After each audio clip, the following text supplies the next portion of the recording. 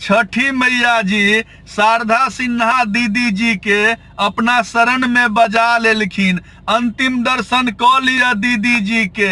अब हिनकर आवाज नहीं सुने ला मिलत। मालूम है, चाहे देश विदेश किया नहीं होए, चाहे कोनो परदेश किया नहीं होए, जखन शारदा सिन्हा दीदी जी के आवाज में छठी मैया के गीत सुने ला मिले छले ने, तो पूरा शरीर के रोइया ठार भ जाए छले। आ जही हाल में लोग रहे छलखिन ने, वही हाल में छठी मैया के पूजा करऽ लेल गाँव विदा भ जाए छलखिन है।